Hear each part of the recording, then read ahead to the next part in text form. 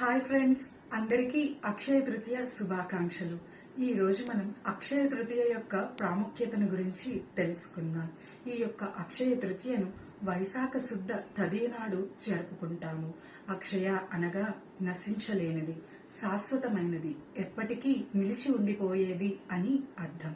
ఈ రోజునే విష్ణుమూర్తి మరియు లక్ష్మీదేవుల వివాహం జరిగింది. అంతేకాకుండా విష్ణుమూర్తి అవతారమైనటువంటి పరశురాముడు జన్మించిన రోజు కూడా ఈ రోజే.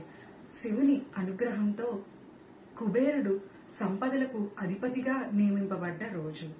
పేదవాడైనటువంటి కుచేలుడు శ్రీకృష్ణుని అనుగ్రహంతో ధనవంతుడుగా మారిన రోజు. అంతేకాకుండా అక్షయ తృతీయ నాడే గంగాదేవి నేల మీదకు వచ్చిందని పురాణాలు చెబుతున్నాయి. మరియు ధర్మరాజు అక్షయ పాత్రను దక్కించుకున్నటువంటి రోజు కూడా ఈ రోజే. మరియు వ్యాస మహర్షి వినాయకునిచే మహాభారతాన్ని వ్రాయించినటువంటి రోజు. సింహాచలంలో ఈ రోజునే నరసింహస్వామి నిజరూప దర్శనమిస్తారు. మరియు ఈ రోజునే అన్నపూర్ణాదేవి జన్మించటం మరి ఒక విశేషం. పరమశివుని వాహనమైనటువంటి నందీశ్వరుడు కూడా ఈ రోజునే జన్మించటం మరి ఒక విశేషం.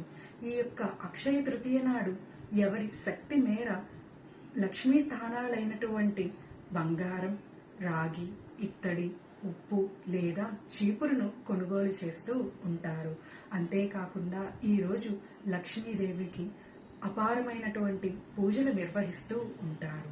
ఈ విధంగా తామెల్లరూ పాటించాలని కోరుకుంటూ స్వస్తి.